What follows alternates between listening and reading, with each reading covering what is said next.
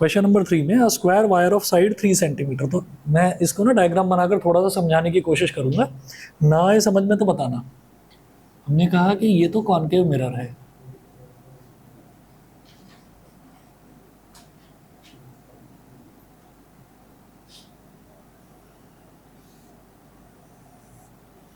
ये तो concave mirror है। A square wire of side 3 cm is placed 25 cm away from a concave mirror। तो एक square wire है जिसकी साइड 3 सेंटीमीटर दे रखी है, वो एक कॉनकेव मिरर से 25 सेंटीमीटर की दूरी पर, डिस्टेंस पर रखा हुआ है। ये तो पोल हो गया। अच्छा, कितनी दूरी पर रखा हुआ है? 25 सेंटीमीटर। चलिए यहाँ पर वायर को रखेंगे किस तरह से वो समझिए। वो कह रहे हैं कि what is the area enclosed by the image of the wire. तो इमेज जो है, वायर की जो इमेज है, वो कितना एरिया एनक्लोज करेगी, ये आपको बताना है। तो वो क्या बोल रहे हैं, the centre of the wire is on the axis of the mirror with its two sides normal to the axis. नमस्ते। The centre of the wire is on the axis of the mirror, is on the axis of the mirror. Axis का मतलब क्या है? Principal axis, principal axis. तो अब आप ये सोचिए कि जैसे ये स्क्वायर है, तो मैं इसको ना स्क्वायर को ऐसे बना रहा हूँ। अगर सामने से देखते हैं तो स्क्वायर ऐसे दिखाई देता है, सामने से देखते हैं तो स्क्वायर ऐसे दिखाई देता है। मैं ऐसे नहीं दिखा रहा इसको, मैं इसको स्क्वायर को ऐसे ना रखकर मैं इसको स्क्वायर को ऐसे रख रहा हूँ। तो जब ऐसे रखेंगे तो ऐसे रखेंगे तो जो बनाते हैं फिगर, वो फिगर कुछ इस तरीके से बना देते हैं, ऐसे। ठीक है।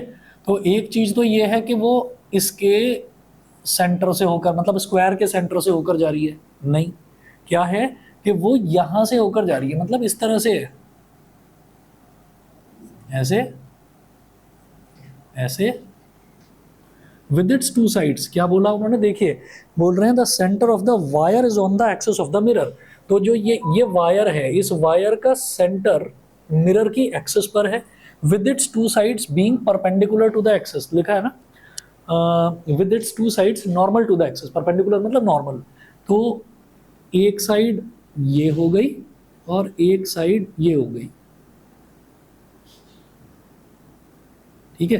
तो ये स्क्वायर है, आप समझ गए होंगे कि मैंने इस स्क्वायर को थोड़ा टेढ़ा क्यों बनाया है। ठीक। अच्छा, और ये जो लेंथ है इसकी, ये कितनी दे रखी है? 3 सेंटीमीटर, 3 सेंटीमीटर है। अब जरा समझिएगा, इसका इसका मतलब क्या हुआ? इसका मतलब ये हुआ कि एक्सिस पर अगर इस तरीके से स्क्वायर रखा हुआ है, एक्सिस पर अगर इस तरीके से स्क्वायर रखा हुआ है, आप मानिए कि जैसे ये स्क्वायर है हमारे पास, ये मान लीजिए कि जैसे ये स्क्वायर है।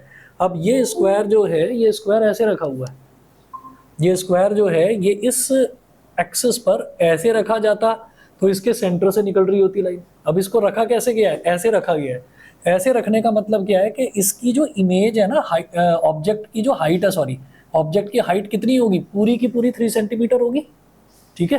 तो रखा कहाँ पर जा रहा है? यहाँ पर, सेंटर पर। मान लीजिए ये स्क्वायर है तो इसके सेंटर पर ऐसे रखा जा रहा है, इस तरीके से। तो पूरी जो इसकी हाइट है ऑब्जेक्ट की, वो 3 सेंटीमीटर मानी जाएगी। ठीक है। तो यहाँ पर हम ये बोलेंगे कि ये जो हाइट है, ये वाली जो हाइट है, ये भी तो 3 सेंटीमीटर ही होगी। ठीक। तो मेरे को बस इससे मतलब है, हम लिखेंगे h1 is equal to 3 centimetre. अच्छा, फिर रखा कितनी दूरी पर है? यहां से और पोल तक का जो डिस्टेंस है कितना है? 25 सेंटीमीटर बोला है शायद, है ना। इस place 25 centimetre away from a concave mirror of focal length 10 centimetre. तो कॉनकेव मिरर है जिसकी फोकल लेंथ दे रखी है 10 सेंटीमीटर। तो एफ को 10 लूं या -10 लूं? 10 लूं या -10 लूं? -10, क्योंकि कॉनकेव है। तो -10 हो गया। h1 दे रखा है 3 centimetre. It is always positive. Height जो है वो हमेशा पॉजिटिव होती है, क्योंकि ऑब्जेक्ट को हमेशा सीधा रखा जाता है। उसके अलावा जो ये जो स्क्वायर है, यही तो ऑब्जेक्ट की तरह काम कर रहा है ना। तो u कितना हो गया, यानी कि इसका डिस्टेंस कितना हो गया यहाँ से यहाँ तक? -25 सेंटीमीटर, क्योंकि इसको लेफ्ट में रखा जाता है। तो यहाँ लिखेंगे by using mirror formula, by using mirror formula 1/v plus 1/u is equal to 1/f। ठीक है। तो 1/v plus 1/u -25 is equal to 1/-10 plus divided by minus is minus, तो 1/v -1/25 is equal to -1/10 is equal to -1/10।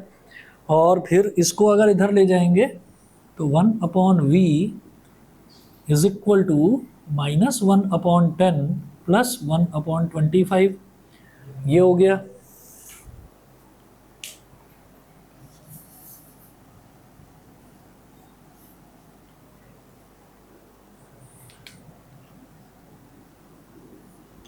तो यहां से हमारे पास 10 और 25 का एलसीएम बोलो 50, 10 और 25 का एलसीएम 50 हो गया। तो 10 5 ज़ा 50, 5 इंटू -1 इज -5 प्लस 25 2 ज़ा 50, 2 इंटू 1 इज 25, 2 ज़ा 50, तो 2 इंटू 1 इज 2, ठीक है। तो 1/v इज इक्वल टू -3/50। तो भाई v कितना आ गया, v आ गया हमारे पास -50/3 सेंटीमीटर, ये हो गया। अब v अगर नेगेटिव आ रहा है तो इससे हमको क्या समझ में आ रहा है कि हमारी जो इमेज है वो लेफ्ट में ही बन रही है। अच्छा, तो अब आप ये देखिए कि हमारे पास u है, हमारे पास v है, हमारे पास h1 है। हमसे वो क्या पूछ रहे हैं, वो कह रहे हैं कि what is the area enclosed by the image of the wire, what is the area enclosed by the image of the wire. जब मैं बात कर रहा हूँ ऑब्जेक्ट की हाइट की, तो ऑब्जेक्ट की हाइट का मतलब क्या है कि मैं सिर्फ स्क्वायर की एक साइड ले रहा हूँ, ठीक है, जो उसकी हाइट है मैं वो ले रहा हूँ। अच्छा, अब जब वो हम ले रहे हैं तो इसका मतलब अब जब मेरे पास H2 आएगा ना, तो वो इसी वाली हाइट का इमेज आ जाएगा, ठीक है। अब मिरर कोई डिफरेंशिएट थोड़ी करता है किसी चीज़ में, वो तो इसकी भी इमेज बनाएगा, वो तो इसकी भी इमेज बनाएगा और इसकी भी इमेज बनाएगा। तो एक साइड की जो इमेज की हाइट बनेगी वही चारों साइड की होंगी, क्योंकि स्क्वायर है, क्योंकि स्क्वायर है। तो इसका मतलब जो हमारे पास एक साइड आई उसी को आप मल्टीप्लाई कर देंगे उसी साइड से, तो हमारे पास स्क्वायर का एरिया आ जाएगा। स्क्वायर का एरिया क्या होता है, जो भी हमारे पास साइड आई, साइड इंटू साइड, तो स्क्वायर का एरिया आ जाएगा। तो आप ये देखिए हमारे पास ये u है और ये v है, ठीक है। हम ये कहेंगे since m is equal to h2/h1, एक तो ये होता है और एक होता है -v/u, ठीक है। तो h2/h1 कितना है 3 minus of -50/3 minus of -50/3 upon u कितना है माइनस का 25। तो भाई माइनस से माइनस कट गया, 25 का मतलब हम क्या लिखेंगे 25/1 लिख देंगे। ये हमारे पास हो गया h2/3, सबसे ऊपर वाला टर्म सबसे नीचे वाले से मल्टीप्लाई होकर न्यूमरेटर में, तो ये हो गया -50 इंटू 1, बीच वाले टर्म्स आपस में मल्टीप्लाई होकर डिनोमिनेटर में, तो 25 इंटू 3, 3 से 3 कट गया, 25 2 ज़ा 50। तो h2 की वैल्यू कितनी आ गई -2, मतलब height of image -2 centimetre. Negative से कंफ्यूज होने की जरूरत नहीं है, क्योंकि रियल इमेज है ना, real image is always inverted. Real कैसे पता चल रहा है, क्योंकि v नेगेटिव है, यानी कि इमेज हमारी लेफ्ट हैंड साइड में बन रही है, तो real image is always inverted, इस वजह से नेगेटिव आया है ये, ठीक है। तो यहाँ पर आप ये कहेंगे h2 represents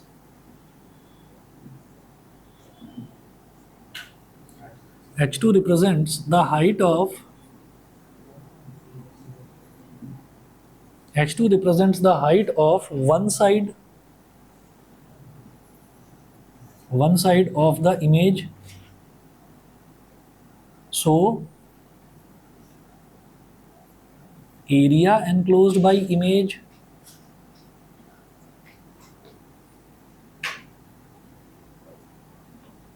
is equal to H2 into H2, ठीक है।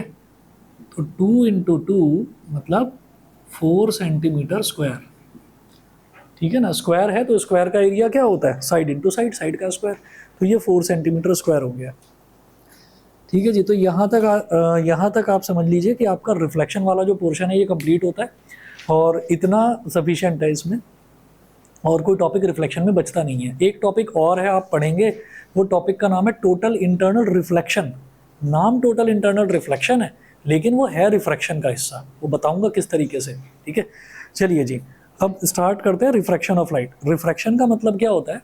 जैसे रिफ्लेक्शन का मतलब होता है बाउंसिंग बैक ऑफ लाइट, कि लाइट कहीं पर टकराई, टकराने के बाद बाउंस बैक होकर आई, मतलब टकराने के बाद वापस आ गई हमारे पास। ठीक है, तो दिस इज कॉल्ड रिफ्लेक्शन। और रिफ्रैक्शन का मतलब है कि लाइट एक जगह से गई और आर पार हो गई, मतलब लेंस के थ्रू हम लेते हैं रिफ्रैक्शन, या एक ग्लास स्लैब होता है, ग्लास स्लैब के थ्रू रिफ्रैक्शन लेते हैं। तो जब लाइट रे एक जगह से आती है, किसी एक मीडियम को क्रॉस करके दूसरे मीडियम में एंटर करती है, तो वो सीधी नहीं जाती, थोड़ी सी मुड़ जाती है। ठीक है ना, तो वही चीज रिफ्रैक्शन कहलाती है। तो रिफ्रैक्शन का मतलब होता है बेंडिंग ऑफ लाइट, रिफ्लेक्शन का मतलब होता है बाउंसिंग बैक ऑफ लाइट, टकराकर वापस आना। तो यहां पर आप नेक्स्ट देखेंगे टॉपिक रिफ्रैक्शन ऑफ लाइट।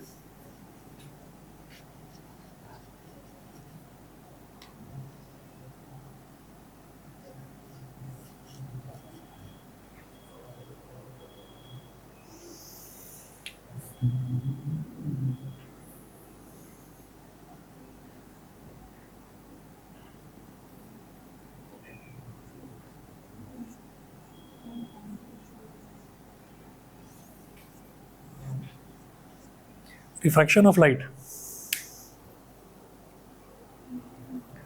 थोड़ा सा पोर्शन आपको लगेगा जो आपने 10th में पढ़ा था, थोड़ा सा वो वाला होगा, लेकिन उसके बाद फिर सारी चीज़ें जो हैं वो एडवांस आती चली जाएंगी। मैं समझाऊंगा, ढंग से समझने वाली चीज़ है ये। अगला जो टॉपिक है आपका, the phenomena of the change in the path of light as it passes obliquely from one transparent medium to another, as it passes obliquely from one transparent medium to another is called refraction of light. तो phenomena in the change in the path of light. तो ये आगे जो 3 diagram दे रखे हैं, ये 3 diagram आप 10th में भी कर चुके होंगे, मैं फटाफट से बता देता हूँ तीनों में क्या है।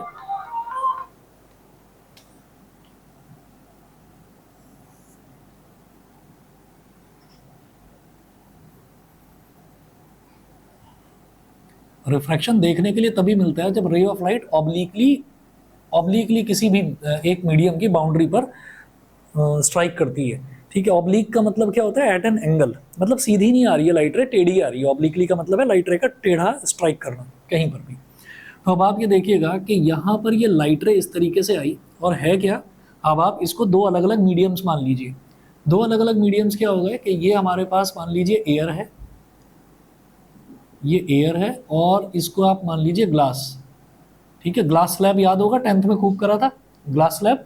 ग्लास स्लैब क्या होता है? जैसे कि एक मैच बॉक्स होती है ना, तो मैच बॉक्स क्या होता है? क्यूबॉइड होता है। तो वही आप समझ लीजिए कि वो कांच का बना हुआ है। ठीक है, तो वो हमारा ग्लास स्लैब हो गया। अब आप ये देखिए कि एक रे ऑफ लाइट ऐसे आई और यहाँ पर स्ट्राइक कर गई। तो अब ये स्ट्राइक करने के बाद, क्योंकि ये ग्लास स्लैब है, तो इस पर पीछे कहीं पॉलिश नहीं हो रखी। मिरर पर क्या होता है? मिरर पर पीछे पॉलिश कर रखी होती है, तो लाइट जाती नहीं है, रिफ्लेक्ट होकर वापस आती है। यहाँ रिफ्लेक्शन नहीं होगा। यहाँ पर ये टकराने के बाद में ये इसमें चली जाएगी, तो ये जानी तो चाहिए थी सीधी, लेकिन क्या है कि एयर क्या है, 3 तरीके की जो मैटर है, मैटर 3 कैटेगरीज में डिवाइडेड होता है बेसिकली। एक तो हो गया सॉलिड, एक हो गया लिक्विड, एक हो गया गैस। ठीक है, तो गैस जो है, गैस यानी कि हमारे आसपास का एटमॉस्फेयर, उसमें हम आसानी से अपना हाथ ऐसे ऐसे घुमा सकते हैं। उसके बाद पानी आ गया, तो कहीं स्विमिंग पूल में पानी भरा हुआ है, उसमें हाथ डुबा के आप ऐसे ऐसे घुमाओ, तो आपकी जो स्पीड है वो आप एयर में जितनी तेजी से घुमा रहे थे, पानी में उतनी तेजी से नहीं घुमा पाओगे, क्योंकि वो मीडियम थोड़ा सा घना हो गया, यानी कि थोड़ा सा डेंस हो गया वो मीडियम। और वहीं अगर हम सॉलिड की बात करें, जैसे कि कोई दीवार है, दीवार में तो हाथ ही नहीं जा सकता। ठीक है, तो वहाँ पर तो किसी भी ऑब्जेक्ट का मूव करना तो और भी बड़ी बात है, मूव ही नहीं कर सकता। तो अब आप ये देखिएगा कि कोई लाइट रे ऐसे आई और ग्लास के अंदर एंटर कर गई। तो ग्लास क्या है? ये है एक रेयरर मीडियम। रेयरर मीडियम मतलब जहाँ पर स्पीड ऑफ लाइट खूब बढ़िया होती है, उसको रेयरर मीडियम बोलते हैं, खुला खुला मीडियम। एक होता है डेंसर मीडियम, जहाँ पर स्पीड ऑफ लाइट घट जाती है, डिक्रीज हो जाती है। तो हम ये कहेंगे कि जिस पॉइंट पर ये रे ऑफ लाइट स्ट्राइक कर रही है, ये तो हमारी हो गई इंसिडेंट रे हो गई, इसको तो बोलेंगे इंसिडेंट रे। जिस पॉइंट पर ये स्ट्राइक कर रही है, this point is called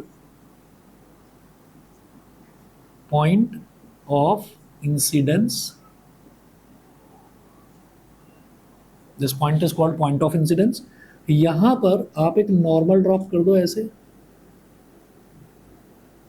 normal यानी कि परपेंडिकुलर, दिस रे इज कॉल्ड नॉर्मल।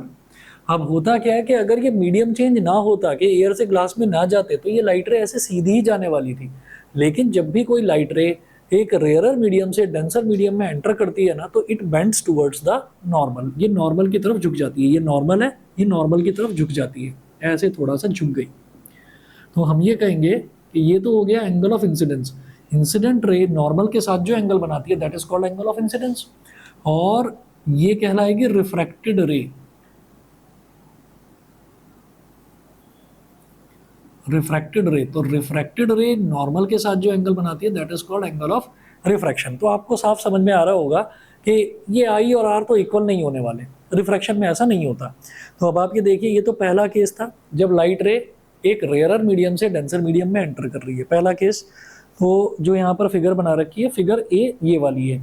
उसके बाद हमने देखा फिगर बी, ये तो फिगर ए है।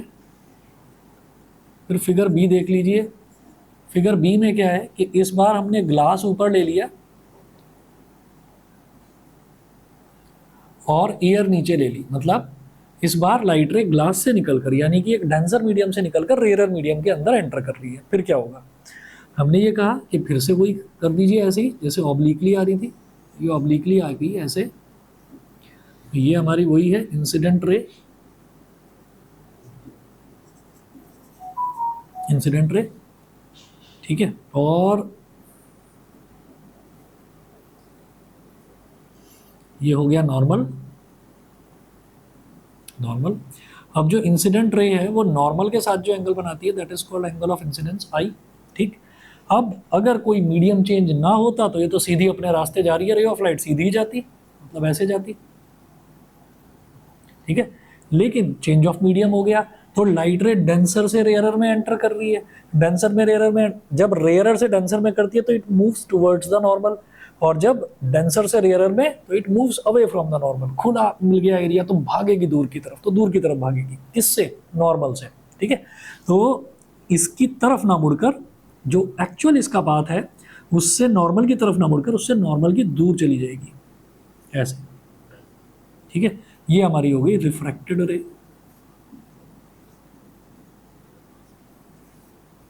ठीक।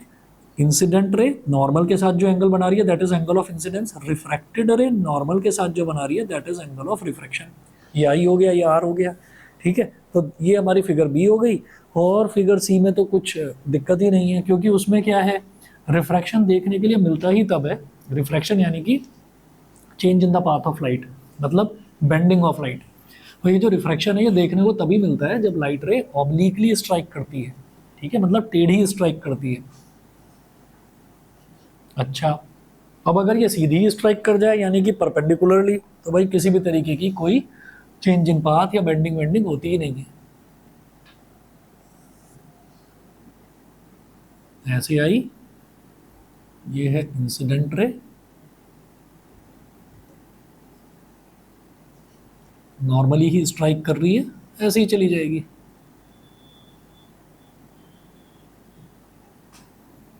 रिफ्रैक्टेड रे, सही है, समझ गए। चलिए जी, इसके बाद पेज नंबर 19 पर आ जाइए। पेज नंबर 19 पर ये है, when a ray of light passes from an optically rare medium to a denser medium it bends towards the normal, angle are is less than angle I. दिखाई भी दे रहा है कि angle I, angle of incidence बड़ा है और angle of refraction छोटा है। सेकंड केस देखिएगा, when a ray of light passes from an optically denser medium to a rare medium it bends away from the normal, तो वो normal से दूर की तरफ बेंड कर जाती है, नॉर्मल से दूर की तरफ जाती है। तो यहाँ पर दिखाई दे रहा है एंगल ऑफ इंसिडेंस छोटा है और एंगल ऑफ रिफ्रैक्शन बड़ा बन रहा है, तो angle are is greater than angle i. A ray of light traveling along the normal passes undeflected. Along the normal यानी कि परपेंडिकुलर के along ही अगर वो ट्रेवल कर रही है, it passes undeflected, उसमें डिफ्लेक्शन होता ही नहीं है। यानी कि angle i is equal to angle are is equal to 0 degree. इसको ना 90 डिग्री मत बोल देना, एंगल आई और एंगल आर दोनों ही 0 डिग्री होते हैं, क्योंकि एंगल आई क्या है, इंसिडेंट रे नॉर्मल के साथ कितना एंगल बना रही है भाई, नॉर्मल के अलॉन्ग ही है। तो इंसिडेंट रे और नॉर्मल दोनों एक ही, उनके बीच में कुछ एंगल नहीं बन रहा है। जब एंगल नहीं बन रहा है तो कितना है, 0 डिग्री, ठीक है। इस 90 डिग्री को मत बोलना, ये तो क्या हो जाएगा कि इंसिडेंट रे इस सरफेस के साथ जो एंगल बना रही है, तो ये एंगल ऑफ इंसिडेंस नहीं होता। इंसिडेंट रे नॉर्मल के साथ जो एंगल बनाती है, इसी तरह से रिफ्रैक्टेड रे नॉर्मल के साथ जो एंगल बनाती है, तो नॉर्मल के अलोंग ही जा रहे हैं, तो नॉर्मल से डेविएटेड तो ये है ही नहीं, तो फिर नॉर्मल के साथ एंगल थोड़ी बनेगा कुछ, 0 डिग्री। ठीक है, याद रखना। आगे चलते हैं, laws of refraction of light. Laws of refraction of light ये हाँ जी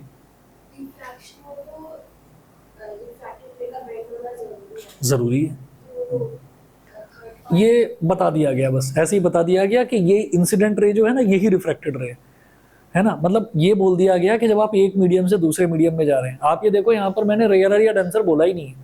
डेंसर से रेयरर में जाओ या रेयरर से डेंसर में जाओ, अगर आप नॉर्मल की तरफ, रे ऑफ लाइट नॉर्मल की तरफ अगर ट्रैवल कर रही है, तो हम ये कहेंगे कि एंगल आई एंगल आर दोनों ही।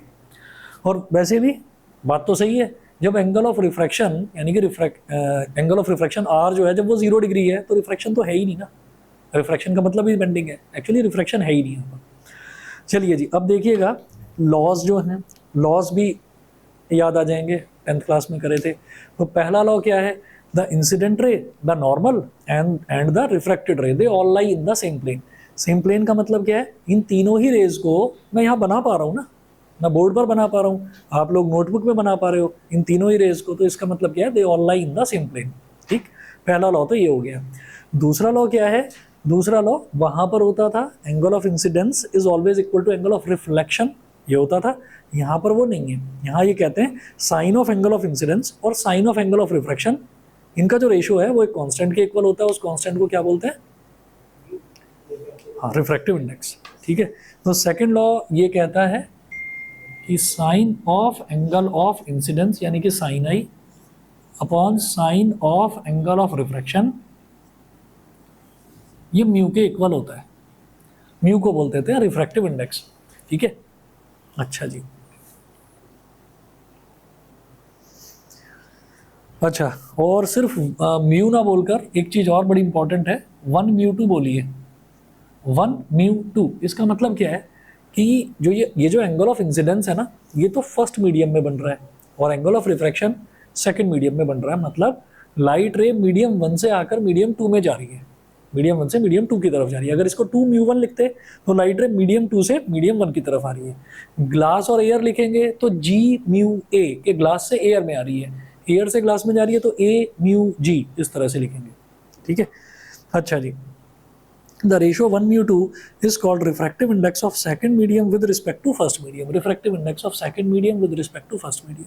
ठीक, refractive index in terms of speed of light is the ratio of speed of light in vacuum to its speed in that medium. तो जैसे रिफ्रैक्टिव इंडेक्स है ना किसी भी मीडियम का, अगर ये बोला जाता है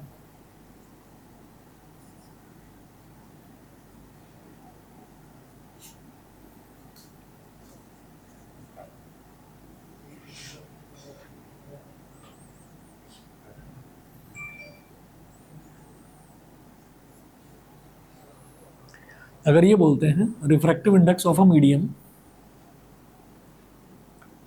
तो हम ये कहते हैं कि speed of light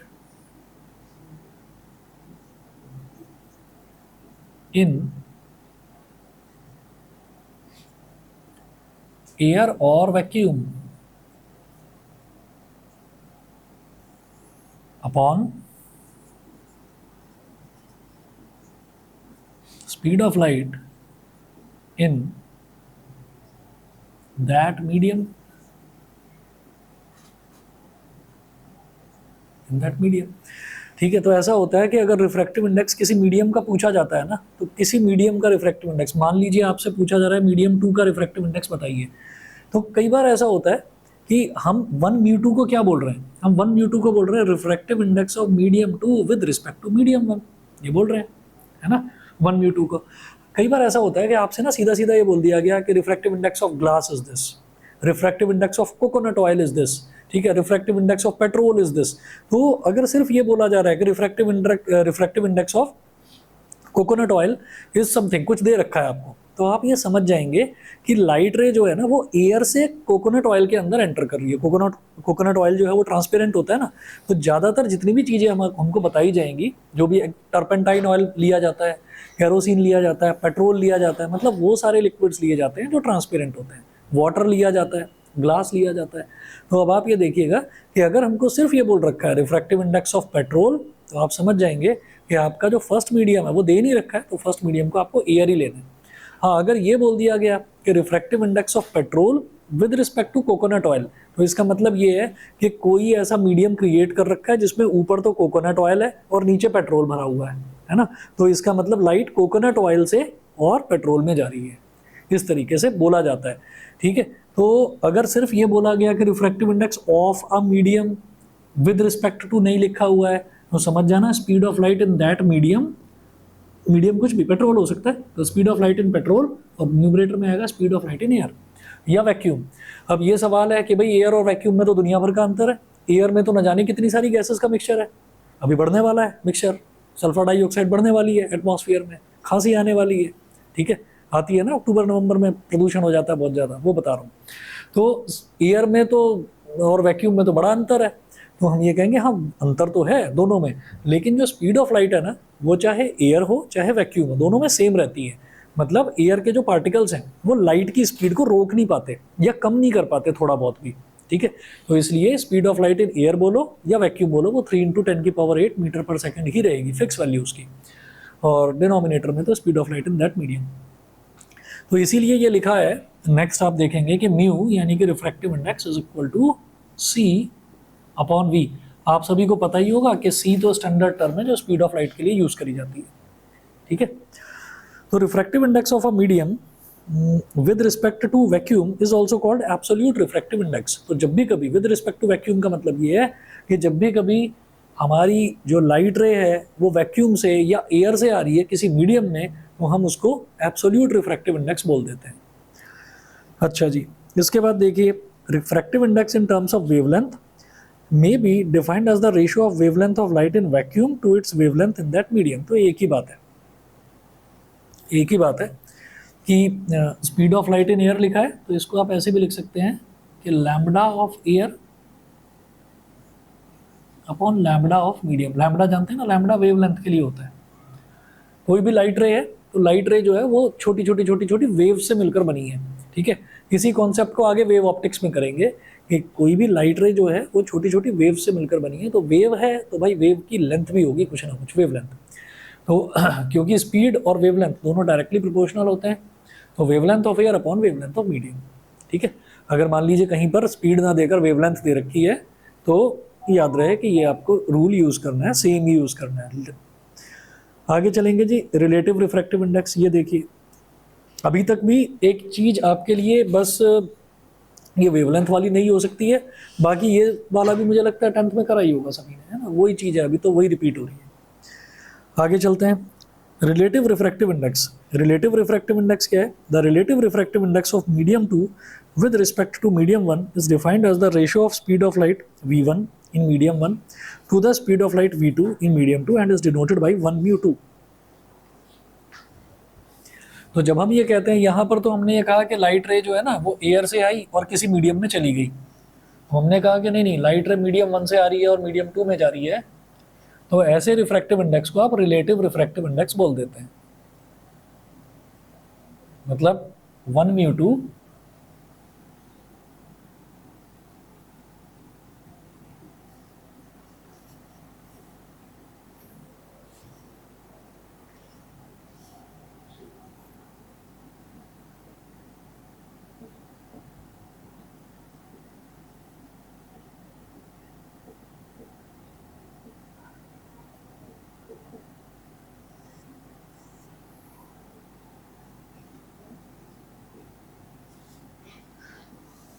is equal to v1 upon v2।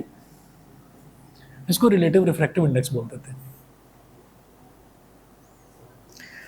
हाँ जी, factors on which refractive index of a medium depends.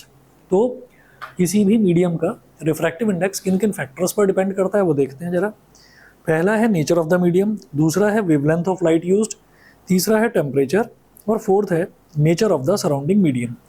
ठीक है। तो nature of the medium, nature of the medium मतलब सॉलिड है, लिक्विड है, गैस है, क्या है, उस पर डिपेंड करता है refractive index. Wavelength of light used, अगर लाइट की वेवलेंथ बहुत ज़्यादा है, वेवलेंथ अगर ज़्यादा है तो उसकी स्पीड भी ज़्यादा होगी, तो अगेन रिफ्रैक्टिव इंडेक्स स्पीड पर तो डिपेंड करता ही है। ठीक है।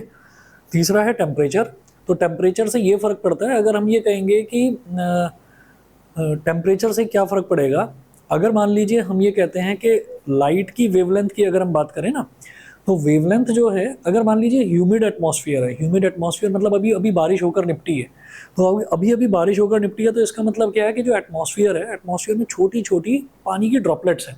ठीक है, पानी की ड्रॉपलेट्स हैं, इसका मतलब जो एटमॉस्फेयर है ना, उसको ये नहीं कहा जा सकता कि वो पूरा का पूरा रेयरर है। क्यों? क्योंकि उसमें बारीक बारीक बारीक बारीक पानी की बूंदें हैं। ठीक, तो टेम्परेचर अगर बढ़ गया, यानी कि अगर धूप निकल आई, तो वो जितना भी एटमॉस्फेयर में ह्यूमिडिटी है, वो सारी की सारी ह्यूमिडिटी यानी कि मॉइस्चर, वो सारा का सारा इवेपोरेट हो जाएगा। तो टेम्परेचर जितना ज़्यादा होगा, उतना ज़्यादा मीडियम रेयरर रेयरर रेयरर होता चला जाएगा। ठीक है, तो टेम्परेचर पर डिपेंड करता है। और चौथा है nature of the surrounding medium, मतलब उसके आसपास का जो सराउंडिंग मीडियम है, उसका नेचर क्या है, वो क्या है। उसके बाद देखते हैं cause of refraction. Cause of refraction है द बेंडिंग ऑफ लाइट और refraction occurs due to the change in the speed of light as it passes from one medium to another. तो बेंडिंग ऑफ लाइट ये होती क्यों है? Bending of light इस वजह से होती है कि पहले तो लाइट रे ट्रैवल कर रही थी एयर में, खुले में ट्रैवल कर रही थी, कोई प्रॉब्लम ही नहीं थी, फिर अचानक से सॉलिड के अंदर ट्रैवल करना पड़ रहा है, तो सॉलिड के पार्टिकल्स क्लोजली पैक्ड होते हैं, तो वो किसी भी चीज़ को इजीली अपने अंदर से जाने नहीं देंगे। ठीक है, तो रेयर से जब वो डेंसर में आई, तो उसकी स्पीड धीरे धीरे कम हो गई, कम हो गई, तो उसके पार्टिकल्स ने धीरे धीरे नॉर्मल की तरफ झुकना शुरू कर दिया, ये होता है। ठीक है, तो larger the change in the speed of light as it passes from one medium to another, the more is the bending due to refraction. तो जितनी ज़्यादा स्पीड ऑफ लाइट में जितना ज़्यादा चेंज आएगा, उतना ही ज़्यादा हम कहेंगे रिफ्रैक्शन होगा। ठीक है, चलिए जी, अब नेक्स्ट टॉपिक करेंगे principle of reversibility of light. यहाँ से डेरिवेशन वाला पोर्शन स्टार्ट होता है।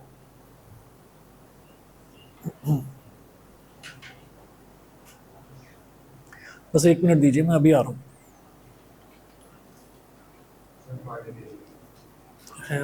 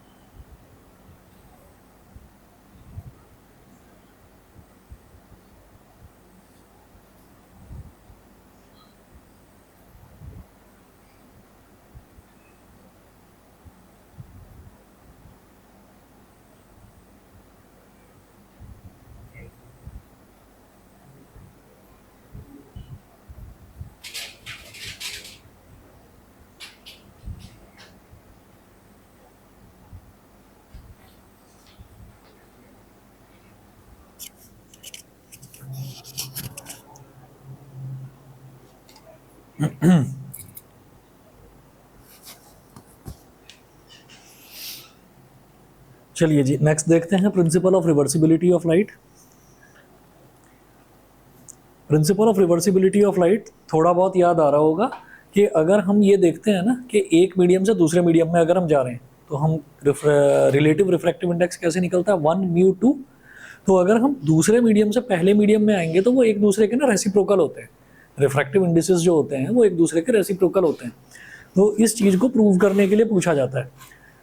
तो यहाँ पर देखेंगे principle of reversibility of light, page number 21 पर। This principle states that if the final path of a ray of light after it has suffered several reflections and refractions is reversed, it retraces its path exactly। तो यहाँ पर देखिएगा कि क्या करा गया है कि एक मीडियम ले लिया गया रेयरर और एक मीडियम ले लिया गया denser.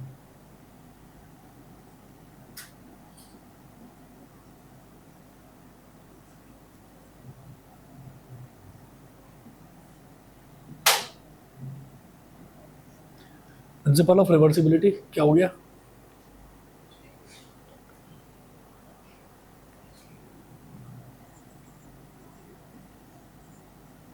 Principle of reversibility of light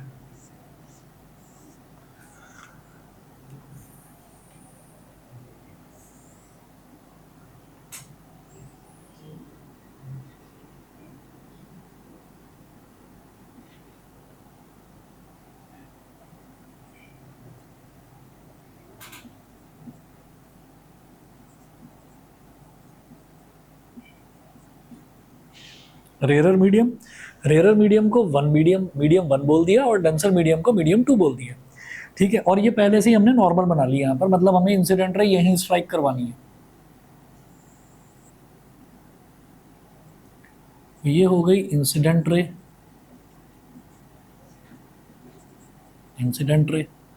अब इंसिडेंट रे जो है वो नॉर्मल के साथ में, इसके साथ परपेंडिकुलर रे के साथ में एंगल बना रही है आई, angle of incidence I.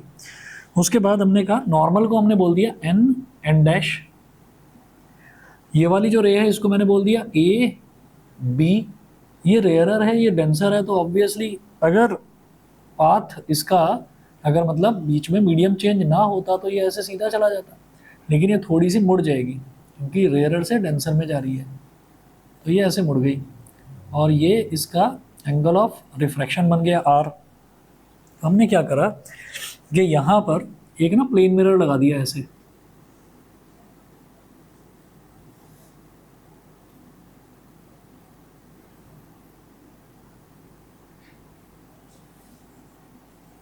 Plane mirror क्या करता है?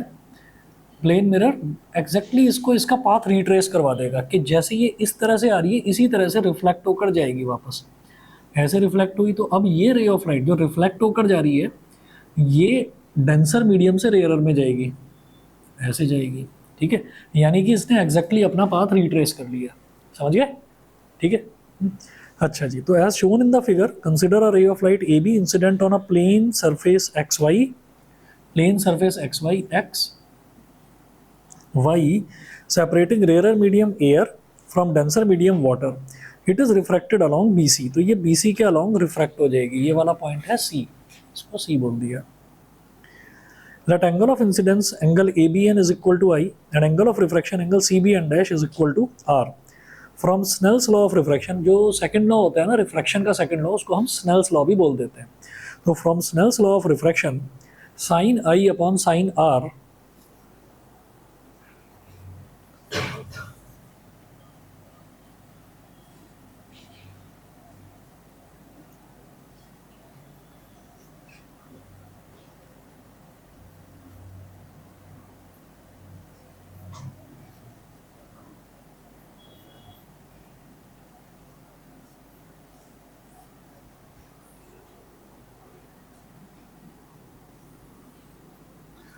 from Snell's law of refraction sin I upon sin R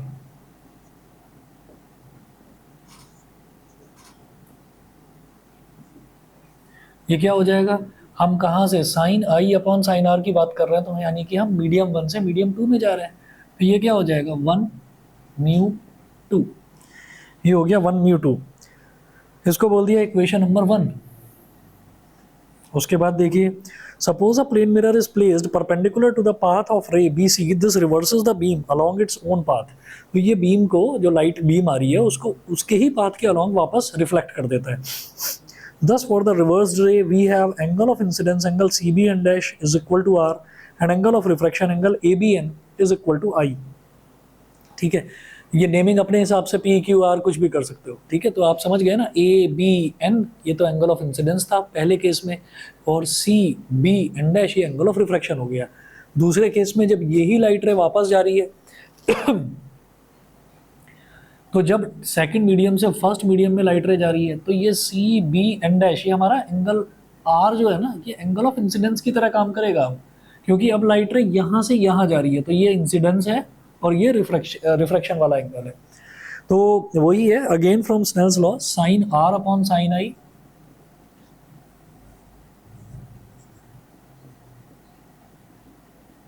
अब हम 2 से 1 में जा रहे हैं तो ये 2 म्यू 1 हो गया।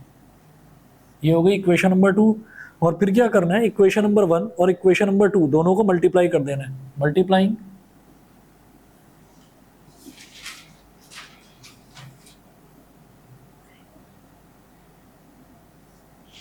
इक्वेशन 1 एंड 2 दोनों को मल्टीप्लाई कर देना है, तो क्या हो जाएगा, sine I upon sine R multiplied by sine R upon sine I is equal to 1 mu 2 multiplied by 2 mu 1। Sine R से साइन आर कट गया, साइन आई से साइन आई कट गया, क्या आ गया, 1 is equal to 1 mu 2 multiplied by 2 mu 1। ये हो गया। और यहाँ से आप ये कहेंगे 1 म्यू 2 को इधर छोड़ो, ये आ गया 1 upon 2 mu 1 is equal to 1 mu 2।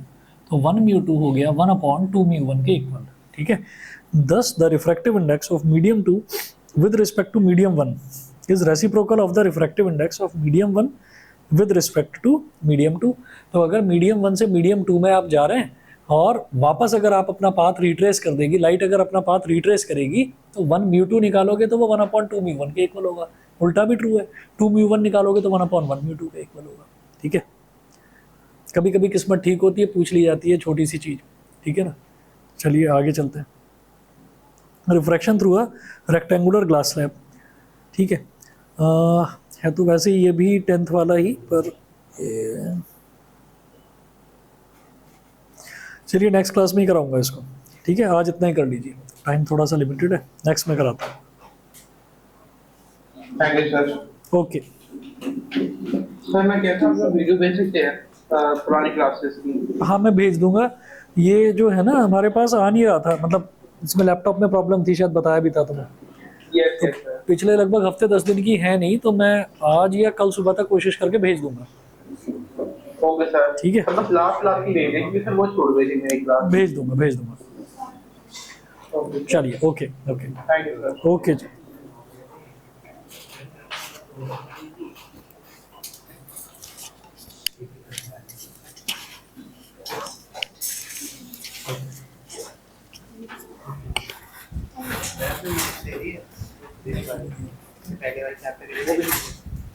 एक तो EMI के रह रहे हैं और आपका EMI के बाद ऑटोमेटिक करंट के रह रहे हैं और इसकी भी रह रहे हैं। मैं सोच रहा हूँ तीनों की एक जगह बनाऊंगी, कोशिश करता हूँ अपनी क्लास।